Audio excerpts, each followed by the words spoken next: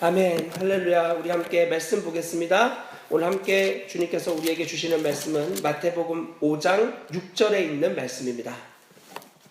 신약 성경 마태복음 5장 6절에 있는 말씀을 같이 한 목소리로 읽도록 하겠습니다. 네, 말씀 찾으셨으면 한 목소리로 6절 말씀 5장 6절 같이 읽도록 하겠습니다. 의에 줄이고 목 마른 자는 복이 있나니 그들이 배부를 것이미요. 아멘. 아멘. 네, 다시 한 번 더 기도하겠습니다. 하나님, 주님의 진리의 말씀 앞에 우리를 세웁니다. 하나님, 우리의 경험과 우리의 신앙의 연륜과 깊이와 상관없이 주님의 이 진리의 말씀이 오늘 나의 삶의 결론 되어지게 하시고 이 말씀이 이끄는 방향대로 우리를 들여 마음껏 복음을 누리는 인생으로 우리를 인도하여 주시옵소서. 사랑하는 주 예수 그리스도의 이름으로 기도합니다. 아멘. 네, 우리 앞뒤 좌우에 계신 분들을 보고 한번 인사하면 좋겠습니다. 주님이 불러주셨습니다. 네, 주님이 불러주셨습니다. 네, 주님 불러주셨습니다. 네, 이 땅에서 사실 우리가 마음대로 살 수 있다고 내 원하는 대로 산다고 생각하지만 성경은 하나님이 허락하지 않으면 참새 한 마리도 이 땅에 떨어질 수 없다고 말씀하셨습니다. 아멘이신가요? 아멘입니다. 주님이 허락하셨기 때문에 이곳에 오셨고 주님이 허락하신 시간에 우리가 만났고 이 만난 시간에 우리가 나누어야 될 것은 다른 어떤 것도 아니라 우리 각자에게 실제 되어진 그리스도의 십자가의 영광스러운 복음의 기쁜 소식을 우리가 이 시간에 마음껏 그분을 높여드리고 그리고 그분이 증거되어져야 되고 그 이름이 마음껏 높아져야 될 줄로 믿습니다. 아멘. 그래서 우리가 오직 기대하는 것은 오직 주님만 기대하는 것입니다. 그러시죠? 아멘. 그래서 한 번 더 우리 좌우에 계신 분들 보고 한 번 더 인사하면 좋겠습니다. 자, 주님만 기대하겠습니다. 네, 주님만 기대하겠습니다. 주님만 기대하겠습니다. 네, 이렇게 저희는 뭐 결혼한 지 그렇게 오래 안 됐지만 결혼한 지 오래 되신 것 같고 그러시죠? 그리고 시간이 지나셔 보셨지만 상대방과 결혼하고 그리고 시간이 지나면 지날수록 정말 의지할 게 없구나 이런 생각이 들 때가 굉장히 많이 있습니다. 저희도 젊을 때 그런 마음이 드는데 그래서 제가 예전에 사역하던 교회에서요 이제 그 나이 많으신 할머니 분들을 모시고 이렇게 예배를 좀 집례하는 시간이 있었어요. 할아버지들은 이제 다 돌아가시고 할머니들만 이렇게 이제 제가 그때 결혼하기 전이죠. 그래서 그 할머니들에게 이렇게 처음에 이야기를 했어요. 할아버지 분이 없으셔서 적적하시죠? 힘드시죠? 그랬더니 할머니도 저를 보면서 아유 젊어서 잘 모르네. 너무 좋아 너무 좋아 이렇게 표현을 하시는 거예요. 그때는 그게 무슨 말씀이고 무슨 의미인지 잘 몰랐어요. 근데 시간이 조금 지나 보니까 정말 이 형제들은 자매가 없으면 아무것도 할 수 없습니다. 그 뭐 제 이야기가 아니라 이미 뭐 과학적으로 사회적으로 다 하는 이야기들이잖아요. 여자들은 남자가 없어도 잘 살거든요. 근데 남자들은 여자 없으면 못 살아요. 시간이 지나면 이제 점점 내 아내가 나를 떠날까봐 처음에는 내가 조금만 인상 써도 무서워하고 눈물 딱 흘리고 이랬는데 시간 지나면 이제 그런 거에 겁도 먹지 않고 그러면 안 돼! 그래도 예 그러세요? 이렇게 하고 반응하는 모습들에 깜짝깜짝 놀란단 말이죠. 그러면서 상대를 보면서 야 정말 시간이 지나면 지날수록 기대할 것이 없구나. 그래서 더욱 기대해야 되는 것은 그 존재를 붙잡고 계신 예수 그리스도. 여러분의 심령 안에 있는 내가 그 사람을 보고 나의 남편과 나의 아내와 심지어 나의 자식을 보고도 소망이 없는데 그를 붙잡고 있는 나에게서 그에게서 도무지 발견할 수 없는 예수 그리스도. 그분이 나의 아내를 붙잡고 있고 그분이 나의 자녀를 붙잡고 있고 그분이 나를 붙잡고 있다고 한다면 이것은 우리에게 굉장한 소망이 될 수 있는 거예요. 이 믿음 안에서만 저와 여러분들은 참된 행복 안에서 살아갈 수 있다고 과연 확신드리며 말씀을 드릴 수가 있습니다. 오늘 우리가 수요 예배 때는 주님이 말씀하신 이 산상수훈의 내용들을 가지고 설교를 진행하고 있는데 오늘 주님은 우리에게 의에 줄이고 목마른 자는 복이 있다고 말씀을 하고 계십니다. 심령이 가난한 자 그리고 애통하는 자 온유한 자에 대해서는 이미 설교를 통해서 말씀을 드렸지만 이것은 영적인 순서로 되어지는 것입니다. 여러분 우리의 심령이 정말 가난한 영혼이 부어지지 않으면 우리는 절대로 주님을 찾으려고 하지 않습니다. 여러분, 삶 가운데 어려운 일이 당할 수가 있고 삶 가운데 고통스러운 일들이 당할 수가 있는데 그 일들을 통해서 주님이 하셨던 일은 그런 고통과 환난 가운데 그분을 바라보게 만드시는 거예요. 그런 어려움과 환난의 요소를 가지고 주님을 주목하게 만들었고, 내 인생 내 뜻대로도 할 수 없고 내 심장 내 마음대로도 멈추게 할 수 없고 내 머리카락 하나 내가 원하는 때에 나게 할 수 없는, 그러나 내 생명이라고 하지만 내가 할 수 있는 건 아무것도 없는 이런 비참하고 심령이 가난한 자리에 우리가 머무르게 되면 그때부터 주님이 우리가 얼마나 허망하고 허탄한 것들을 구하며 살아간 인생인지를 밝히 진리를 통해서 우리에게 말씀해 주시는 거예요. 요한 1서 2장 15절 16절에 누구든지 이 세상을 사랑하지 말라. 이 세상에 있는 것들은 육신의 정욕과 안목의 정욕과 이생의 자랑이니 이런 것들은 다 아버지께로부터 온 것이 아니요 세상으로부터 온 것이라. 주님 그렇게 말씀하여 주시며 내가 그동안 그토록 추구하고 원했던 것이 주님을 위해서 추구한 것이라고 생각했는데 주님이 나의 마음의 심령을 찢어서 보여주시니까 그것이 지금까지 오직 세상의 것만을 추구했던 나의 인생임을 발견하게 되는 거예요. 그리고 이 상황과 이 환경에 의해 애통해하는 마음이 그 안에 드디어 부어지게 되고, 이전에는 내가 주님 왜 이거 안 주세요? 주님 왜 이거 안 해주세요? 이런 존재였었는데 주님을 심령으로 깊게 만나다 보니 내가 지금까지 했던 모든 것들이 하나님 앞에 죄밖에 없고 나 행한 것 죄뿐이니 라는 이 고백이 나에게 너무나 실제가 되어지고, 심지어 주님을 위해서 교회에서 그렇게 눈물 어린 충성과 헌신과 봉사와 노력을 했음에도 불구하고 끊임없이 내 안에 나타나는 공허함과 곤고함으로 이것을 이기지 못하여 또다시 죄의 자리에서 넘어져 버리는 그런 모든 것들이 주님의 은혜로 말미암아 이것이 다른 어떤 게 아니라 바로 나의 존재의 문제였구나, 죄된 나의 생명의 문제라는 것을 철저하게 깨닫고 나서 그로 인해 그토록 교만하고 대단한 것처럼 여겨지는 자신의 존재가 하나님 앞에 얼마나 비참한지를 깨달아 그때 비로소 온유한 마음을 가지게 되는 겁니다. 그리고 오늘 우리가 나누는 이 말씀과 같이 그때부터 그 존재는 의를 향하여 목마르고 줄인 존재로 변화되어지기 시작하는 겁니다. 여러분, 이 땅의 세상은요, 모든 사람들이 감히 말씀드리지만 행복을 위하여 살아가고 있다고 확신합니다. 모든 사람은 자기의 행복을 얻기 위해서 결혼도 하고 행복하기 위하여 직장도 가지고 행복하기 위해서 대학도 들어가고 자녀도 낳고 보험도 들고 모든 걸 다 해보지만 문제는 뭐냐면 그 모든 노력을 하면 할수록 자기 안에 정말 완전한 만족과 행복이 누려지지 않는다는 데에 있습니다. 더 안타까운 사실은 행복하고 싶어서 종교생활도 하고 심지어 교회를 다니는데 교회를 다녔고 시간이 지나가면 지나갈수록 그분을 처음 만났던 그 뜨거운 이 열망과 식을 수 없는 그 열정이 시간이 지난 뒤에 살펴보니까 어느 순간 나에게 정직하게 살펴보니 종교 행위만 남아있는 이 나의 존재의 모습을 발견할 때가 있다 이거야. 행복하기 위해서 주님에게로 나왔는데 주님으로 채워지지 않는 자신의 모습을 살펴보며 너무나 비참하게 시간을 허덕이고 있는 사람들도 많이 있습니다. 많이 있습니다.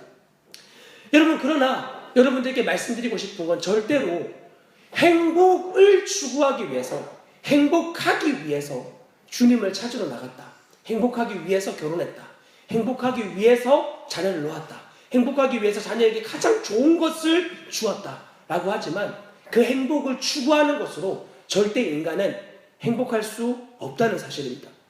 주님은 우리에게 너 행복을 추구해라 말씀하시지 않습니다. 그분은 우리에게 너 의에 줄이고 목말라 해라고 오히려 굉장히 특이한 말씀을 우리에게 증거하고 계십니다.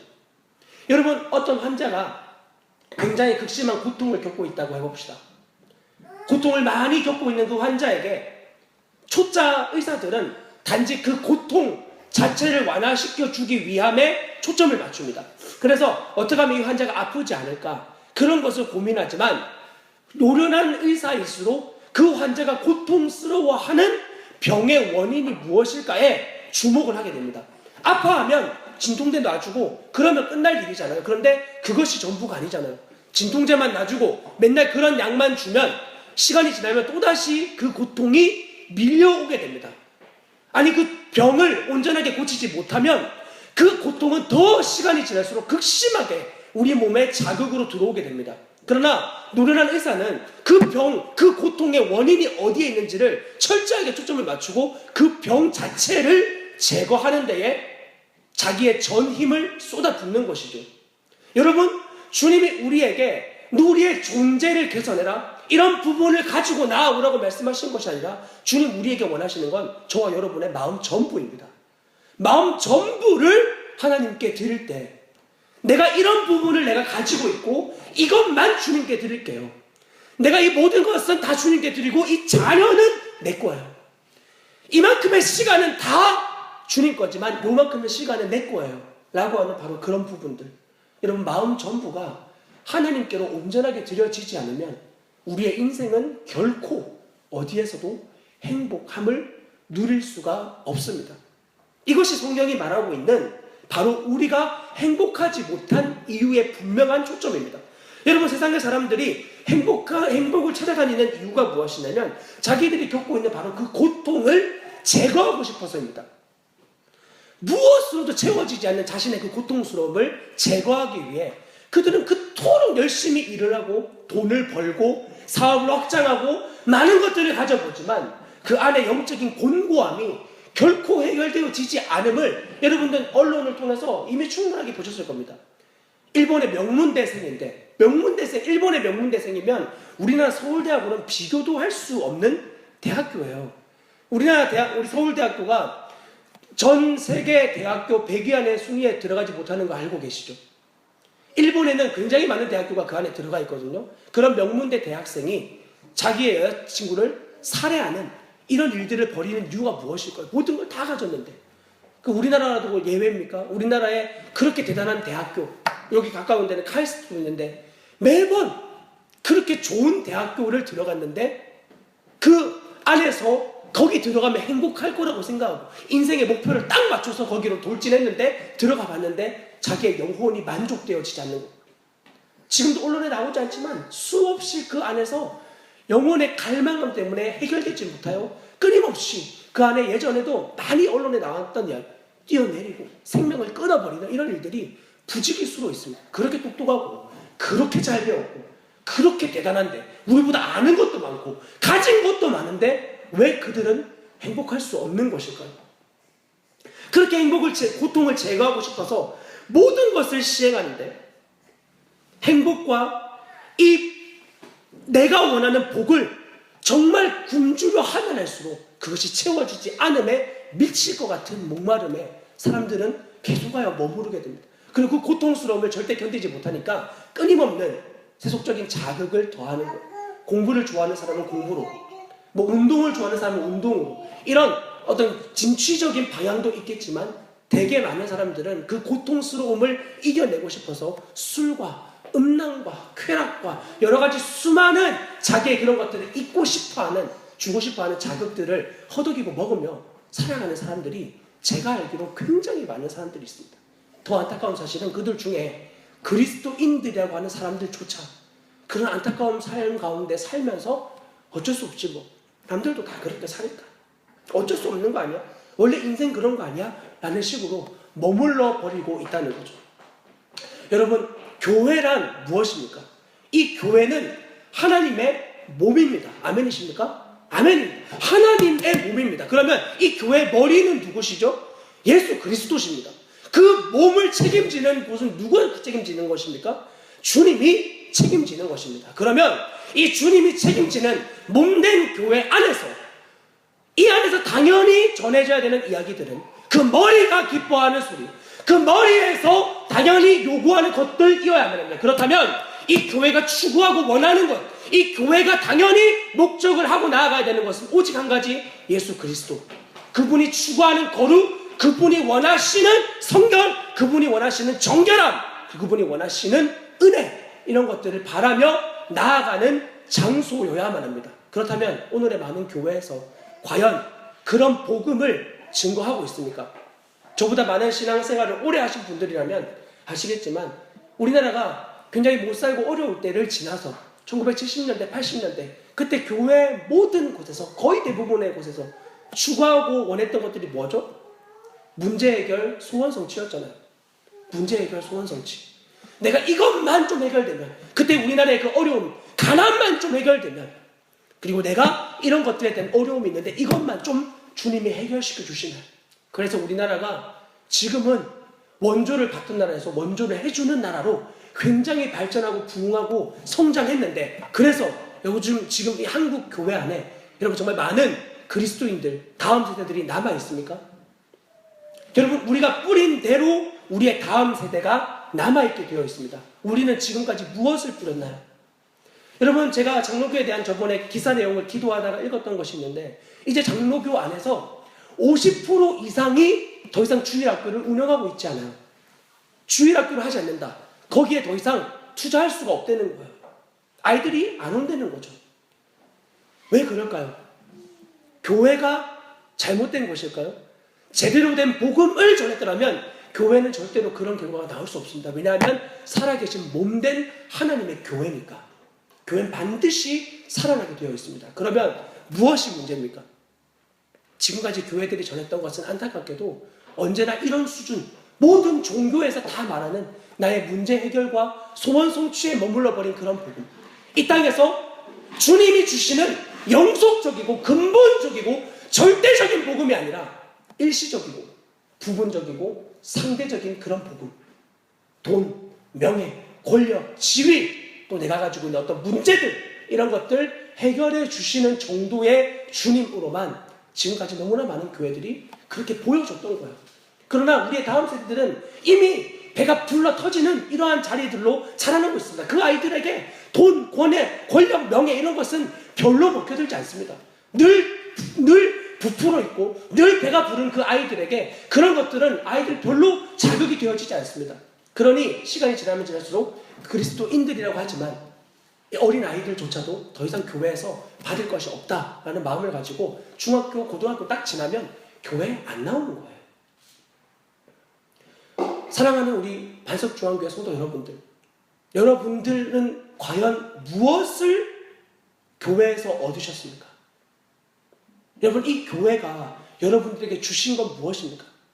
그러면 교회를 오래 다니신 분들이라면 예수 그리스도죠 라고 당연하게 대답하실 겁니다. 그러면 여러분, 그 예수 그리스도는 여러분의 인생의 오늘 이 시간에, 여러분의 인생의 지금 이 순간에 주인으로서 작동되어지고 계십니까?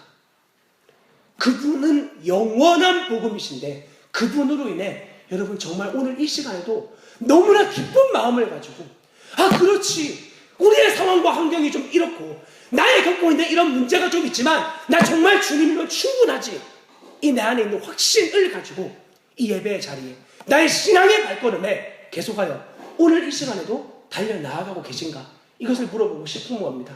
옛날에 체험했어요? 옛날에 주님 만난 적이 있어요? 경험했어요? 이런 걸 물어보는 게 아니라 그 옛날에 만났던 주님을 오늘 이 시간에도 누리고 계시냐고요. 여러분, 주님은 우리에게 단지 세속적인 행복이나 어떤 물질적인 그런 어떤 체험과 기적 이런 것을 추구하려고 하지 않고 오직 한 가지, 의에 줄이고 목말라라 라고 말씀하고 계십니다. 그렇다면 한번 말씀을 진지하게 살펴보겠습니다. 의란 무엇입니까?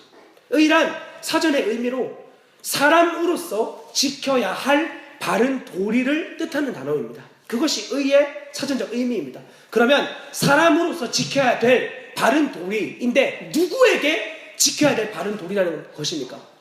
내가 사람으로서 지켜야 될 도리가 있는데 누구로부터 그 도리를 지켜야 되냐고요? 바로 먼저는 주님이세요. 하나님께 사람으로서, 여러분은 인간으로서 바른 가치와 바른 도리를 가지고 그분을 대하셔야만 합니다. 그러면 모든 그 이외의 문제들은 주님이 친히 풀어가세요.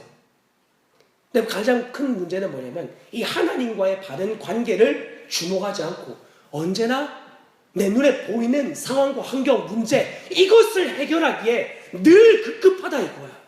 그리스도인들조차 주님과의 올바른 관계만 맺어지면 나머지는 내가 다 책임진다. 사람이 마음으로 자기의 길을 계획할지라도 그 걸음을 인도하시는 분은 주님이시다 라고 성경 잠언 16장이 정확하게 말씀하고 있는데, 그것을 인정은 해요, 머리로는. 그런데 거기에 자기의 삶을 들이진 않아요. 주님을 믿는다고 하지만 나의 삶이 그분께 드려지지 않는다면 그것은 성경은 절대로 믿는 것이라고 말하지 않습니다. 행함이 없는 믿음은 그 자체가 죽은 것이라고 야고보서 2장 17절에는 분명하게 새겨놓고 있습니다. 이런 하나님과의 바른 관계가 성립되어지지 않을 때에 비로소 모든 문제들이 발생되어지게 됩니다. 그러므로 의에 줄이고 목마르다고 하는 것은 하나님과 바른 관계를 회복하기 위하여 내 안에 되어지는 발생하는 모든 이 죄들을 온전하게 끊어내는 작업을 의미하는 것입니다. 하나님과의 바른 관계를 위해 내 안에 생겨나는 발생되는 이 모든 죄를 그분과의 관계를 위해서 끊어내는 거예요. 이 욕구를 바로 의라고 말할 수 있겠습니다. 여러분, 그러기 위하여 나의 죄를 끊기 위하여 반드시 우리가 성립되어야 되는 건 내가 어떤 존재인지를 인식하는 거예요. 여러분은 어떤 존재인 줄 여러분 스스로 알고 계십니까? 내가 지금까지 시간을 오래 살고 인생을 오래 살면 나에 대해서 잘 알 것 같은데, 그렇지 않습니다. 어디에서 알 수 있냐면 나와 함께하는 사람을 보면 알 수 있습니다. 함께하는 사람을 보면 어떻게 그렇게 나에 대해서 모르는지, 그죠? 네, 저희가 많이 겪거든요. 볼 때마다 저 사람 너무 새로워요. 결혼하고 그래 시간이 지났는데도 새로워요. 참 이런 면이 있었네, 이런 모습이 있었네, 이렇게 막 반응이 되어진단 말이죠. 여러분, 이렇게 우리의 지성은 굉장히 편협합니다. 그리고 내가 어떤 존재인지 주님의 진리의 말씀이 아니면 우리가 어떤 존재인지를 절대 누구도 알려주지 않습니다. 예레미야 17장 9절은 우리에게 이렇게 선언하고 있습니다. 만물보다 거짓되고 심히 부패한 것은 바로 저와 여러분의 마음이라고 말입니다. 우리의 마음이 이렇게 부패되어져 있다면, 다시 말해, 난 내가 이런 사람인 줄 알았어, 이런 존재인 줄 알았어 라는 말이 내가 나에게도 심지어는 속을 수가 있다는 거예요. 난 내가 이런 조용한 사람인 줄 알았어요. 난 이렇게 좀 소극적인 사람인 줄 알았어요. 그런데 여러분 아마 경험 있으시겠지만, 그런 소극적이고 그렇게 남들에게 말도 못하고 이러는 아줌마들이 자기 아이를 잃어버리면은요, 자기가 소극적이었고 그렇게 말도 못하고 이런 자기가 가지고 있던 모든 가치관이 다 집어던져버리고 아이를 찾을 때까지 소리를 지르면서 뛰어다니게 됩니다. 그렇죠? 왜 그럴까요? 자기는 소극적이고 말도 잘 못하고 남들에게 이렇게 붙임성도 없는데 왜 그렇게 그 순간 마치 미친 사람처럼, 그래서 사람들이 저 사람 미쳤네, 저 사람 이상하네 이렇게 말하는 이유가 무엇입니까? 그가 가지고 있던 모든 가치관, 나라고 생각했던 모든 것들이 상황에 딱 부딪히니까 전혀 자기와 다르게 작동되어지는 이런 모습이 자기 안에 있음이 드러난다는 거예요. 그런 게 한두 가지겠어요, 우리 안에? 그러므로 내가 어떤 사람인지 하나님의 진리의 말씀으로 우리가 발견하지 못하면 그동안 우리가 살아온 나라고 생각하는 모든 부분은 사실 죄송하지만 절대 하나님이 말씀하시는 내가 아니에요. 여러분, 우리의 생명은 아담의 범죄로 인해서 우리의 생명은 죄된 생명이 되었습니다. 동의하시나요? 더 동의하시죠? 그럼 아멘이죠. 아담의 범죄로 인해 우리 모두는 죄된 생명이 되었습니다. 그로 인해서 죄의 삭슨 사망이요, 즉 모든 사람이 죽을 수밖에 없는 존재가 되어졌습니다. 그로 인해서 우리가 태어나서 그 부패되어진 생명을 가지고 우리가 주님의 생명으로 만나기 전 이렇게 하면 너 행복해, 이렇게 하면 네 인생 밝아져, 그래서 취직도 해보고 공부도 해보고 남자도 만나보고 직장도 가져보고 돈도 벌어보고 다 해보는 거예요. 성형수술도 하고 자녀들 좋은 대학도 보내보고 다 해보는 거예요. 행복할 수 있다고 하니까. 그런 세상의 가치가 죄된 생명과 딱 결탁돼서 하나님이 원래 나에게 원하셨던 그분의 원형, 즉 원래 하나님이 창조하신 모습이 아닌 부패되어진 생명과 세상의 가치가 더해져서 우리 안에 나라고 늘 인식하고 있던 이 병든 자아가 형성이 되어지는 거야. 이렇게 하면 행복할 거야, 이렇게 하면 내가 행복할 수 있어. 이 모든 불타는 에너지가 원래는 주님을 향하여 사용되어야 되는 에너지인데, 이것이 하나님을 추구하지 않고 오직 나의 행복과 만족을 위해서 작동되어지고 발동되어지고 심지어 이 성공, 나의 만족을 위해서는 하나님조차도 나의 욕망을 위해서 끌어당길 수 있는 주님 이거 해주세요. 이거 들어주세요. 이거 응답해주세요. 라고 이야기할 수 있는 무서운 신앙인이 우리가 되어져 버린 거예요. 여러분 주님은 우리에게 이렇게 말씀하십니다. 의를 위하여 줄이고 목말라 하고 있는가?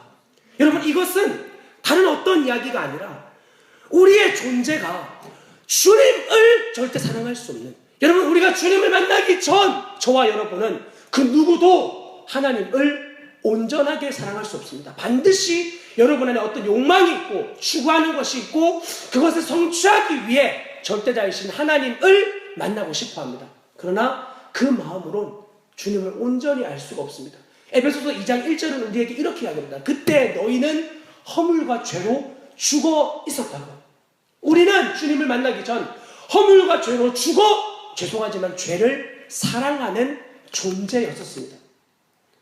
여기 있는 저 역시 주님을 만나기 전 이미 목사 안수를 받았고 그냥 신학교에서 공부해서 신학교를 다니고 시간이 지나니까 수련모 끝나고 목사 안수를 받아서 이곳에 오기 전 군인교회에서 군인들과 함께 목회를 하고 있었습니다. 그러나 그곳에서 담임 전도사로 그리고 담임 목사로 시간을 보내고 있었지만 점차 내 안에 나는 이 시간에 설교를 하면서 이게 진리예요, 이게 주님의 말씀이에요, 이게 주님 원하시는 길이에요 라고 설교를 하였지만 정작 그 설교를 하고 있는 내 삶은 그 삶을 살고 있지 않더란 말입니다. 나를 변화시킬 수 없는 복음을 가지고 다른 사람들에게 전하고 있는 거예요. 여러분 그 영혼의 곤고함과 비참함을 아십니까? 나에게 예수 그리스도 그분이 실제 되지 않아서 관념과 이성으로는 알고 있는데 그분을 경험하는 삶을 살지 않은 채 단지 신학교를 나왔다는 이유로 교회에서 열심히 봉사했다는 이유로 목사가 되었는데 그 진리에 나를 들이지 않아 비참한 죄의 열매를 허덕이고 있는 그런 허망함 가운데 여러분 그런 삶을 여러분 살아보신 적 있으십니까? 끊임없이 진리를 전하지만 돌아온 나의 삶에서는 또 음란에 넘어져 있고 끊임없이 진리를 전하지만 나의 삶은 여전히 죄와 타협하고 있고 그리고 사람들에게 언젠가 거룩하게 되겠죠, 언젠간 정결해지겠죠 라고 변명과 합리화로 죄를 일삼던 저의 삶 가운데 주님이 찾아오셨습니다. 그리고 주님이 저에게 분명하게 보여주시는 단 한 가지, 나는 죄를 사랑하는 생명이라는 거예요. 죄를 사랑하는 생명. 왜냐하면 그리스도로 구원받기 전 성경은 누구나 다 허물과 죄로 죽어있고 거짓의 아비 사단에게 속박되어져 있어 사단이 이끄는 대로 죄가 원하는 대로 갈 수밖에 없는, 여러분들께 물어보고 싶어요. 여러분 진실함과 거짓말 중 어떤 게 더 여러분에게 편하시죠? 여러분 참는 것과 분노 중에 여러분에게 어떤 게 더 여러분에게 자연스러우십니까? 성경 우리에게 진리를 알지니 진리가 너희를 자유케 하리라고 요한복음 8장 32절이 정확하게 말씀하고 있습니다. 이 성경 하나님의 진리를 믿으며 살아가면 그럼 이 진리가 나의 삶을 자유롭게 하는 것이고 이제 우리의 옛사람이 죄에 대하여서는 죽고 의에 대하여서 사는 인생으로 살 것이라고 로마서 6장에서는 분명하게 우리에게 증언하고 있습니다. 이전에 우리가 율법으로 정죄당하던 인생이 이제는 그리스도 예수로 말미암아 율법을 이루며 율법을 완성시키는 하나님의 성령의 도우심을 받아 살아간다고 성경은 우리에게 로마서 8장에서도 증언하고 있습니다. 그러면 신앙생활을 지금까지 해오신 여러분들께 물어보고 싶습니다. 여러분 그 진리를 누리며 살아가고 계시냐고요? 단지 이거예요. 그러지 않고 교회를 다닌다. 그럼 비참함의 연속이에요. 많은 목회자들을 봤거든요. 목회자들을 봤어요. 그 목회자들은 굉장히 경건하고 큰 교회를 하고 있었고 사람들의 덕망에 오르내리는 사람들도 있었어요. 그러나 그들이 주님을 만났을 때 그들이 하였던 고백은 가히 충격적이었어요. 그렇게 경건하고 그렇게 거룩한 목회자들인데 집에서는 분노를 조절하지 못해서 아내를 폭행하고 아이들을 때리고 욕하고 그리고 술과 음란과 쾌락에 젖어있는 이런 삶을 사는 사람들을 나름대로 많이 만나봤습니다. 나름대로.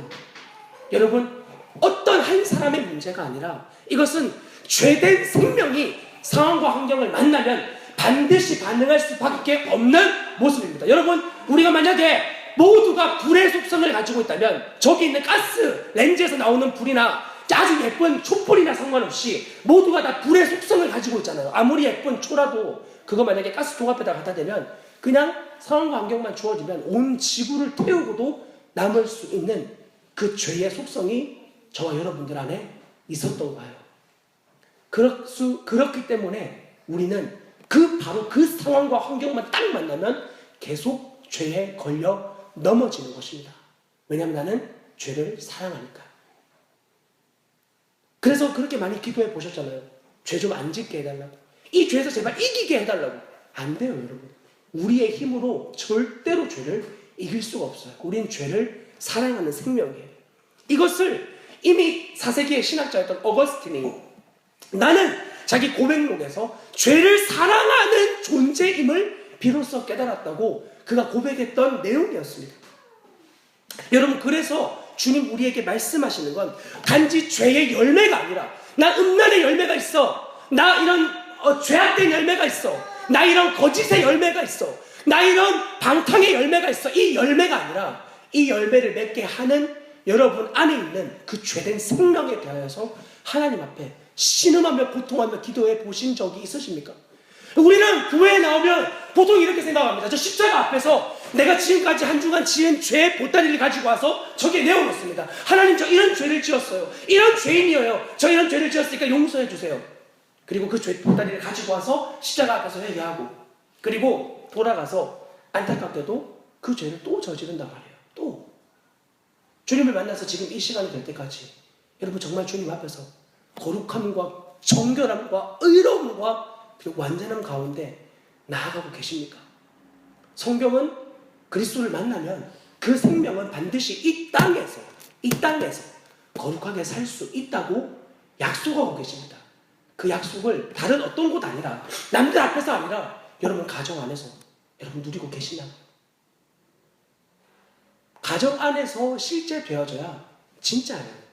아무리 많은 목사님들이 설교 강단에서 뭐 천상을 오르내리는 설교를 한다고 할지라도 뒤에 앉은 사모님이 은혜 못 받으면 끝이에요. 다 은혜 받는데 사모님이 은혜 못 받았다. 그러면 제일 비참한 거예요. 왜냐하면 가정 안에서는 그 대단한 설교가 실제가 아니라는 것을 반증하는 것이기 때문입니다. 여러분, 그런 하나님의 의를 사랑하지 못하고 오직 죄를 사랑하는 나의 이 부패된 생명에 대하여 안타까워하며 주님 앞에 정말 신음하며 기도하신 적이 있으십니까? 그래서 하나님의 은혜로 말미암아 나의 이 죄된 생명이 끝나고 이제는 내가 사는 것이 아니라 내 안에 그리스도가 사신다는 갈라디아서 2장 20절의 이 말씀이 여러분들에게도 저에게도 실제되어진 것처럼 여러분들에게도 실제되어졌나, 이것을 물어보고 싶은 겁니다. 여러분, 이 복음이면 우리가 이 땅을 살아가기에 얼마나 충분한 줄 아십니까? 우리에게 정말 필요한 것은 다른 어떤 이 땅에 썩어질 일시적이고 부분적인 돈과 권력과 명예와 쾌락 같은 것이 아니라 영원한 달리될 수 없는 참 진리 되신 예수 그리스도, 그분이 나의 심령에 실제되어지는 겁니다.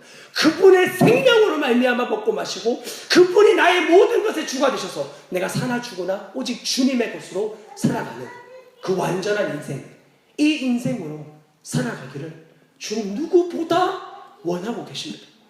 그런 죄악 가운데 허덕이고 있던 저의 인생을 거저내신 주님이라면 어떻게 이곳에 있는 여러분들의 그것을 변화시키지 않을 수 있겠습니까? 아니, 저의 이야기뿐 아니라 성경에 나오는 많은 사람들, 주님 만나기 전 베드로와 같이 주님을 저주 부인 맹세했던 그 사람, 그리고 사도 바울과 같이 믿는 그리스도인들을 끊임없이 핍박했던 그런 사람들을 예수 그리스도께서 만나주셔서 그의 존재를 변화시키셨다면 오늘 이곳에 모여있는 저와 여러분들 역시 주님의 이름으로 반드시 그분의 생명이 임하면 변화되어질 줄 저는 믿습니다.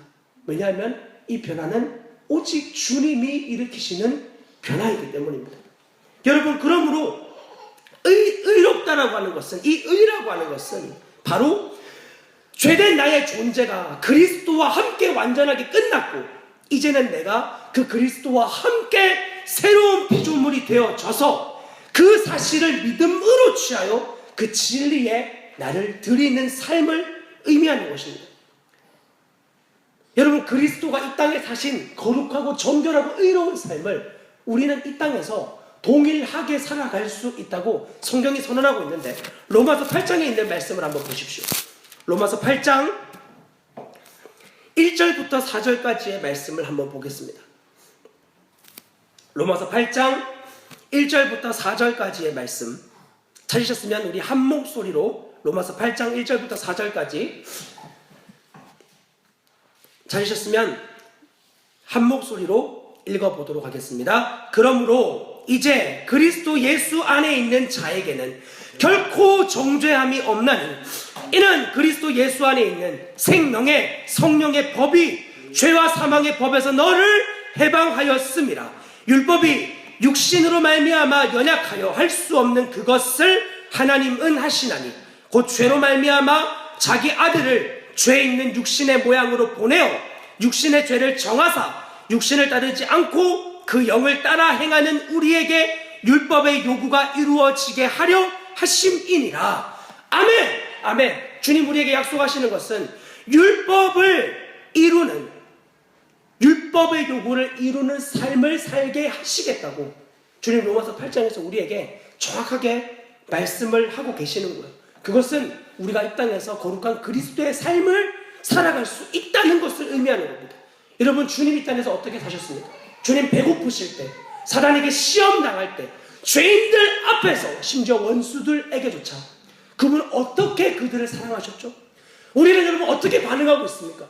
배고플 때, 시험 당할 때, 가까운 교인들이 나의 마음을 괴롭힐 때, 그때마다 복수의 칼을 갈고 그들을 사랑하지 못하고 이해하지 못하고 품지 못하는 그런 심령 가운데 다 머물러 있지는 않습니까? 그러나 주님은 자신의 십자가에 못 박는 그 군인들조차도 아버지 저들의 죄를 알지 못한다고 용서하여 달라고 십자가에 달리시면서까지 그들을 사랑하셨습니다.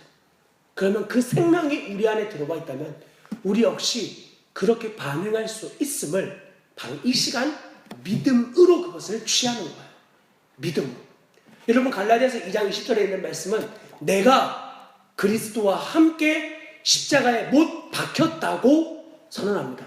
여러분이 그리스도가 죽으실 때 함께 십자가에 못 박혔다고 선언하고 있습니다. 어떻게 여러분이 알 수 있죠? 보셨나요? 주님과 함께 십자가에 못 박히는 걸 여러분 보셨냐고요? 아무도 못 봤어요. 그때 우리에게 요구되어지는 건지 뭔 줄 아십니까? 믿음입니다. 이 진리의 하나님의 말씀을 믿는 믿음. 그래서 내 마음 가운데 분노가 나고 참을 수 없고 이 죄의 정욕이 강력하게 임할 그때에, 그런 내가 그리스도와 함께 죽고 이제 내가 사는 것이 아니라 내 안에 그리스도가 사심을 믿음으로 취해서 그 주님이 기뻐하시는 영광스러운 삶의 자리로 나를 들여버리는 겁니다. 그러면 더 이상 죄로부터 해방시킨 이 하나님의 성령이 죄로 끌려다니지 않는 인생으로 우리를 인도하시는 것을 우리가 이 땅의 삶 가운데서 누릴 수가 있습니다. 여러분, 이 오늘 읽었던 본문에서 이 의에 대하여 단지 그냥 바래라 원해라 이런 수준이 아니라 너 의에 대하여 줄이고 목마른 자라고 선언하고 있는데, 이 줄이고 목마르다는 뜻은 만족될 때까지 계속하는 것을 의미하는 겁니다. 죄라고 하는 것은 죄의 삭시 사망이다라고 선언하고 있지만 그 죄가 사망임을 알면서도 그걸 얻기 위해서 만족하고 추구하고 그 얻을 때까지 끊임없이 달려나아가는 우리의 인생이 이제는 의를 향하여 줄이고 목말라 하는 방향으로 달려나아가는 거예요. 만족될 때까지. 그 줄임과 목마름이 이제는 영혼의 고통이 되어져서 채울 수 없는, 무엇으로도 채울 수 없는 내 안의 영혼의 그 고통과 갈망 가운데 끊임없이 머무르고 절망해버리는 그때 이제는 그 주님을 향하여 정말 주님을 사랑하고 싶고 그분을 따라가고 싶은데 되어지지 않는 나 자신의 너무나 절망하고 있는 바로 그 순간 주님이 우리에게 그때 비로소 찾아오시는 겁니다. 여러분, 그래서 잠언 8장 17절이 이렇게 하네요. 나를 간절히 찾는 자가 나를 만날 것이라. 여러분, 이렇게 주님을 간절히 찾아본 적이 있으신가요? 내 이 죄의 문제 때문에, 이 땅에서 거룩하게 사라지지 않는 나의 삶 때문에, 진짜 주님을 믿은 지 너무 오래되었는데 그분의 말씀이 내 삶의 모든 영역에 실제되지 않은 그 고통함으로 인하여 주님을 영혼의 이 갈망하는 수준으로 찾지 않으면 죽을 것 같은 사슴이 시냇을 찾기에 갈급함 같이 주님을 찾아보신 적이 있으십니까? 여러분, 탕자가 아버지께 돌아올 수 있었던 이유는 그가 비로소 가지고 있는 모든 것들을 다 잃어버리게 되자 그때 비로소 그의 인생이 줄이게 되어졌을 때였습니다. 배고픔이 자기에게 실제 되어졌을 때, 더 이상 줄여서 이제 죽을 수밖에 없는 그 상태가 되었을 때 그는 그제서야 아버지를 생각하게 되고 아버지에게로 돌아오게 됩니다. 여러분, 우리 안에 그러므로 허락되어지는 어려움, 삶의 문제, 그리고 도무지 이겨나갈 수 없는 고통과 그 고난 가운데 우리의 삶이 던져져 있다면 바로 이 시간이야말로 주님을 찾을 수 있는 시간입니다. 그때 비로소 우리는 주님을 향하여 눈을 돌리게 되고 그 주님께로 나아가자, 다시 하나님 기뻐하시는 그 십자가의 복음의 자리로 나아가자고 하는 내 안의 영혼의 외침이 다시 한번 돈과 권력과 쾌락과 음란과 모든 것들을 벗겨버리고 주님께로 나아가는 발걸음을 인도받게 되어지는 겁니다. 그런 수준으로 주님의 의를 향해 목마름 가운데 여러분 거하시기를 정말 바랍니다. 그 자들만, 그 사람들만 여기에 나와 있는 약속처럼 의에 줄이고 목마른 사람, 그 바로 그들만이 배부를 것이라고 주님이 약속합니다. 왜냐하면 그런 굶주려 있던 돈으로도 자기를 채워보고 남편과 아내로도 자기를 채워보고 한 명의 여자로도 만족되지 않아서 2명, 3명, 여러 명을 만나고 술과 쾌락과 또 다른 것들, 또 건설적인 운동과 독서와 많은 권력과 이런 것들을 다 가져갔지만 자기 안에 만족되어지지 않던 영혼의 목마름이 그리스도 앞으로 나아왔을 때 비로소 그의 영혼이 하나님으로 말미암아 채워짐을 누리게 되는 겁니다. 주님은 그렇게 우리에게 약속하셨습니다. 요한복음 6장 37절에 보면 주님이 우리에게 이렇게 말씀하시는데, 너무 잘 아는 말씀이니까 제가 읽어드리겠습니다. 6장 37절에 있는 말씀. 아버지께서 내게 주시는 자는 다 내게로 올 것이요 내게 오는 자는 내가 결코 내쫓지 아니하리라. 주님이 창세 전 예정하여 주신 그 사람은 반드시 하나님께로 나오게 되어 있고 아무리 비참한 모습을 가지고 있다고 할지라도 주님 그들을 절대로 포기하지 않고 버리지 않고 그들을 다 그분께로 불러주시겠다고 약속하시고 있습니다. 그런 사람들이 가지고 있는 심령의 상태는 단 한 가지, 요한복음 7장 37절에처럼 명절 끝날 곧 큰 날에 예수께서 서서 외쳐 이르되 누구든지 목마르거든 내게로 와서 마시라. 나를 믿는 자는 성경의 이름과 같이 그 배에서 생수의 강이 흘러오리라 하시니, 여러분, 이 주님을 생명으로 만나면 내 안에 그토록 갈망하던 그 영혼의 목마름과 갈망함이 그리스도 예수로 인해서 완전하게 채워지고 그것으로 끝나는 것이 아니라 그 배에서 생수의 강이 흘러나가는 이런 놀라운 영광스러운 삶을 살아가게 되는 거예요. 여러분, 예수를 믿는다는 이 기쁜 소식을 일부러 억지로 전하는 것은 거짓말이에요. 여러분, 자녀가 우리나라에서 제일 좋은 대학이라고 하는 서울대학교만 들어가도 누가 나한테 자녀 대학 어디 들어갔어? 이거 안 물어봐 줄까 하고 다들 전화가 오기만을 기다려요. 그리고 전화가 오면 이때다 하고 너무 기쁘게 자연스럽게 그 소식을 상대방에게 전하게 되겠죠. 이것이 바로 자연스러움이에요.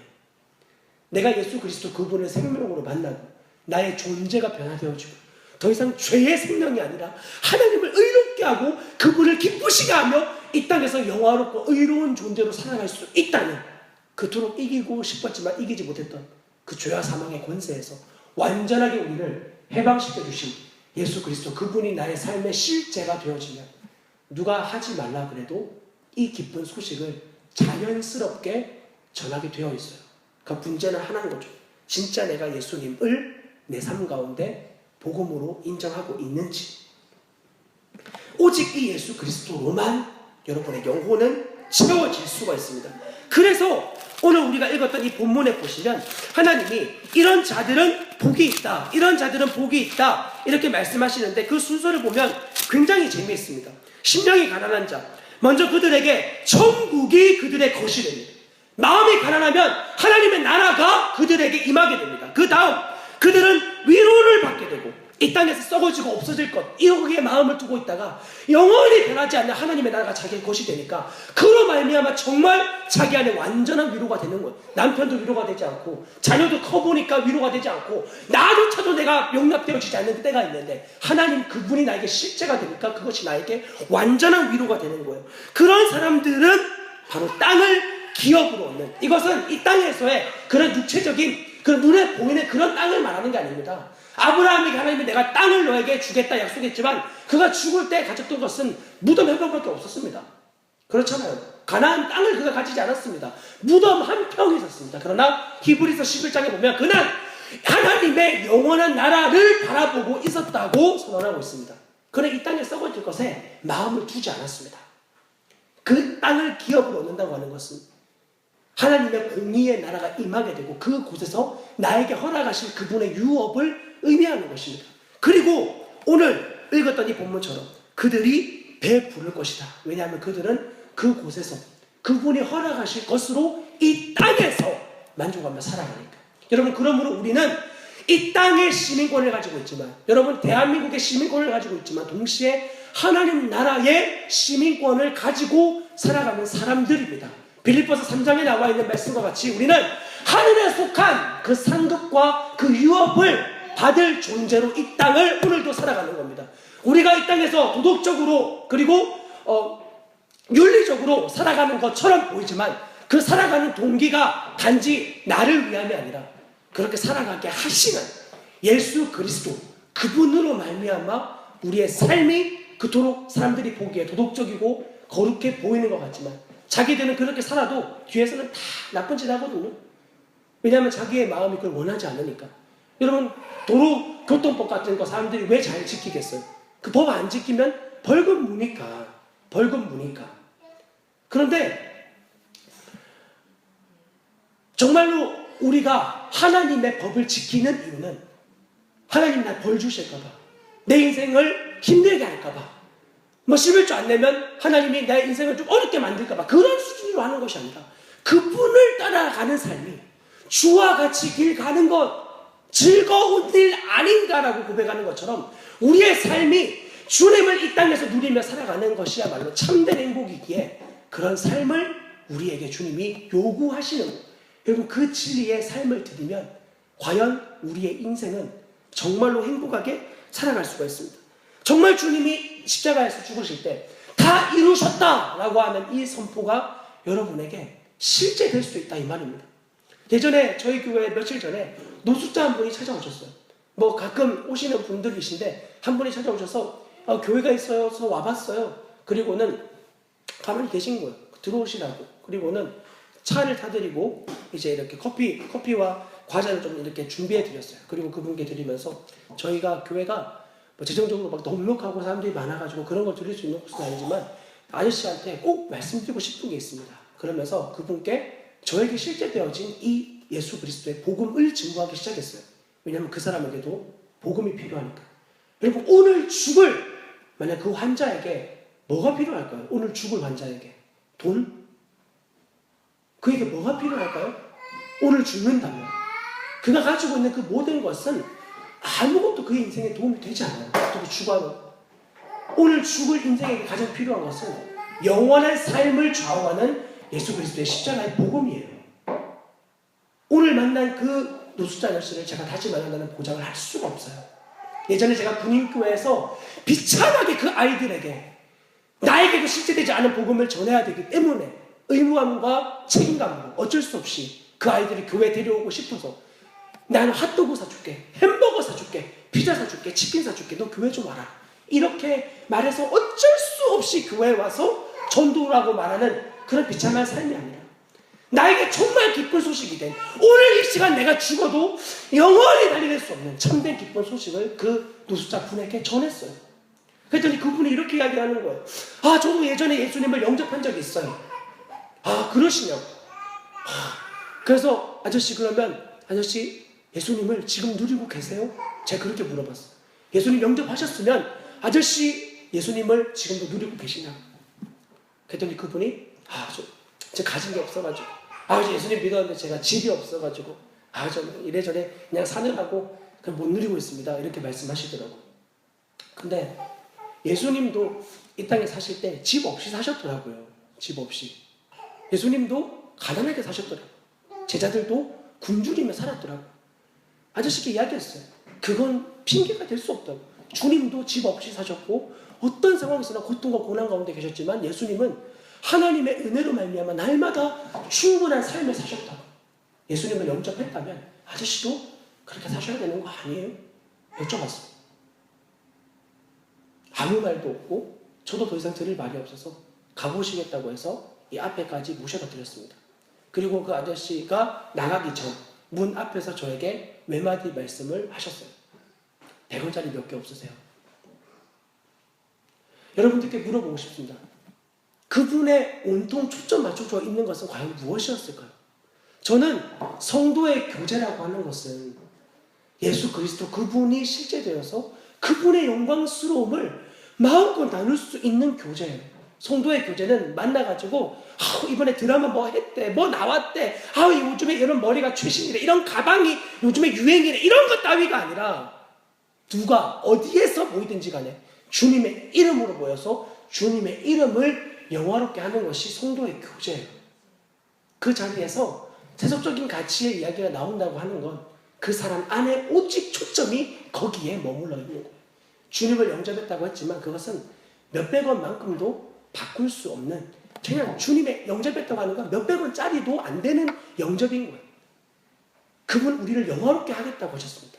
이 땅에서 영광스럽게 살아가게 하겠다고 하셨습니다. 하나님의 자녀된 생명을 주겠다고 하셨고 하나님 마음껏 누리는 인생 되게 하겠다고 하셨습니다. 그러면 다 된 거잖아요. 다 된 거잖아요. 여러분 정말 그 주님이면 여러분 정말 충분하십니까? 그분으로 인하여 완전하여진 생명이면 여러분 충분하십니까? 더 이상 구할 것도 없고 원하는 것도 없는, 그래서 이제는 내 문제 해결과 소원 성취가 아니라 주님의 나라와 의를 위해 그렇다면 기도하고 계십니까? 우리의 기도의 수준을 보면 우리가 주님을 얼마큼 누리고 있는지 저는 분명하게 나온다고 확신합니다. 내가 기도하고 추구하고 있는 것을 딱 보면 그 사람이 주님을 대하는 태도를 알 수가 있어요. 나의 기도의 수준은 바로 주님을 아는 수준과 같은 겁니다. 여러분 주님의 나라와 의를 정말 구하고 계십니까? 먹을 거, 입을 거, 마실 거 구하지 말라고 주님이 직접 말씀하셨습니다. 무엇을 구하고 있나요? 그분 자체를 구하고 있나요? 그분의 속히 오심과 그분의 의가 이 모든 세상을 뒤덮을 그것을 여러분 기대하고 계시나요? 저는 이것이 모든 그리스도인이 추구해야 되는, 목말라 해야 되는 삶이라고 감히 확신을 드립니다. 이 삶을 사는 사람이야말로 누가 뭐라고 하든지 가장 행복한 사람입니다. 모든 것을 가지지 않았지만 그러나 모든 것을 가진 사람입니다. 누구도 우리를 가난하다고 할 수 없습니다. 여러분 우리가 지금 이곳에 몇 명의 교인들이 있지 않지만 그것은 저희에게 전혀 부끄러움이 아닙니다. 왜냐하면 이곳에 우리에게는 주님이 실제하십니다. 그분 우리를 먹이시고 그분 우리를 채우시고 그분 우리의 몸된 교회를 돌보심을 저희는 이곳에서 매 순간 누리고 있습니다. 정말로 은과 금은 내게 없습니다. 그러나 내게 있는 것, 곧 나사렛 예수 그리스도의 이름이 우리에게는 실제입니다. 여러분들도 그렇습니까? 여러분 그 이름이 여러분은 실제되어 어떤 상황에서든지 그 주님을 마음껏 누구에게든지 대상과 상황과 관계없이 드러내고 계십니까? 우리는 그런 삶을 살기 위하여 이 땅에서 하나님께 부름받은 존재들입니다. 우리가 믿는, 저희가 믿는 그리스도가 그렇다면 여러분이 믿는 그리스도 역시 동일한 그리스도여야만 합니다. 왜냐하면 주님이 그렇게 약속하고 계시니까. 사랑하는 우리 안석교회 성도 여러분, 이 삶은 너무나 영광스러운 삶입니다. 그토록 나를 정죄하던 하나님의 말씀이 이제는 그 말씀을 마음껏 이루고 마음껏 그 말씀이 달려가는 대로 함께 무한 질주하며 주님이 기뻐하시는 것을 내가 기뻐하고 주님 아파하시는 것을 함께 아파하는 하나님과 완전한 마음의 결을 같이 하는 이런 영광스러운 자녀의 삶을 살아가는 복된 인생으로 주님이 저와 여러분들을 지금 초대하고 있습니다. 여러분 이 땅에서 단지 종교 생활에 머무르지 마십시오. 썩어지고 허망한 것을 추구하고 있으면서 주님을 믿는다고 착각하지 마십시오. 주님이 우리에게 요구하시는 것은 하나님과 한 마음 되어서 이 땅 어느 상황 어떤 환경에서도 주님을 마음껏 누리는 삶입니다.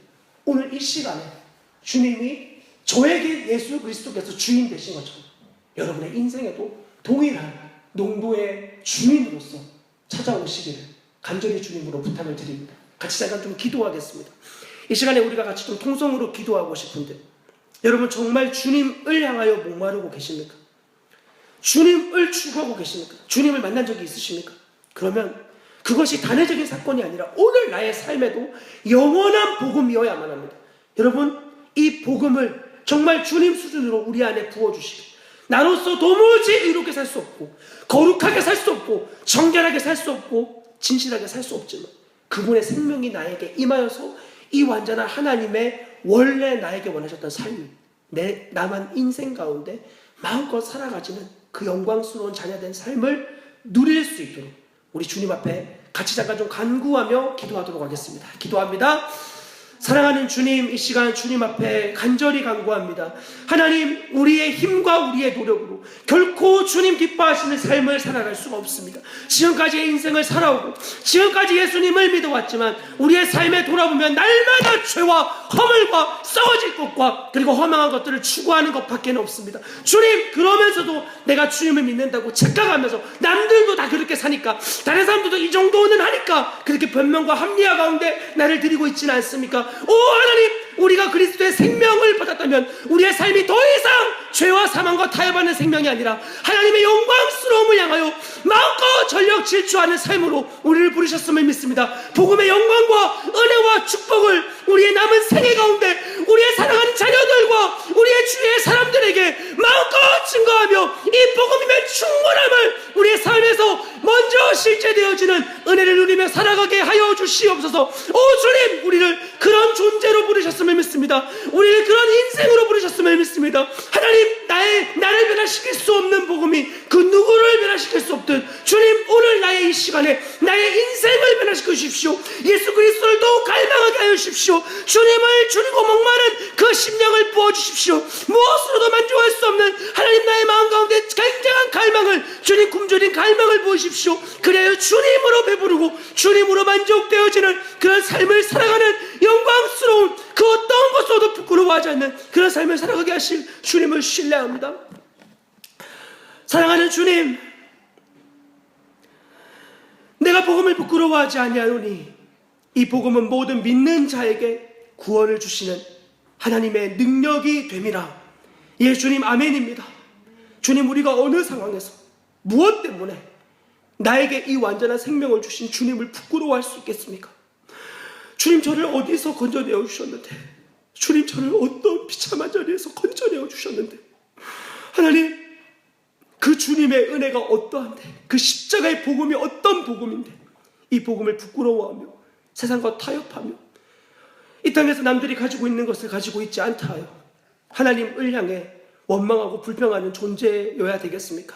주님, 이제는 우리의 그런 죄된 생명, 이 땅에 썩어질 것들을 구하는 생명이 그리스도의 십자가에서 완전히 끝났고, 이제는 내가 사는 것이 아니라 내 안에 그리스도가 사시기 때문에 그리스도가 이 땅에서 살으셨던 그 완전하며 거룩한 삶을 마음껏 살아내며 그 안에서 참된 행복을 누리는 인생으로 우리를 인도하여 내시는 주님을 찬양하며 나아갑니다. 예, 주님, 이 영광스러운 인생, 나만 살아서 되는 건 아니라, 우리 가정만 누리려면 되는 건 아니라, 사랑하는 우리의 반석중앙교회 모든 성도들과 그리고 이들이 나아가 살아가는 모든 삶의 자리에서 이 영광스러운 복음을 마음껏 자랑하는 자들 되어지게 하여 주십시오. 그 자리에서 복음을 살아내게 하시고 이 복음으로 말미암아 모든 민족을, 모든 종족을 구원케 하시는 하나님의 능력을 보이게 하옵소서. 예, 주님, 주님이 원하시는 삶이 바로 이 삶임을 믿습니다. 하나님, 그리하여 우리의 영혼에 더욱더 이 의를 향하여 줄이고 목말라 하는 그 갈급한 심령을 부어주십시오.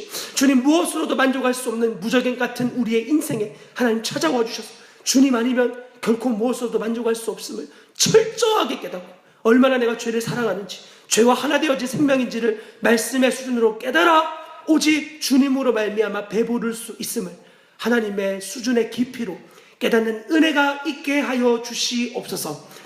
이제는 우리 주 예수 그리스도의 은혜와 하나님 아버지의 사랑과 성령의 교통하심을 오늘 예배에 참여하여 이 주님의 진리의 말씀을 생명으로 붙들고 마음에 굶주리고 목말라 있는 심령을 붙들며 그리하여 주님으로 말미암아 이 해가람을 얻기를 간절히 원하는 사랑하는 우리 반석중앙교회 성도들과 그들의 가정들과 그들의 일터와 그들의 발걸음 모든 곳 위에 지금으로부터 영원토록 함께 계시기를 간절히 축원하옵나이다.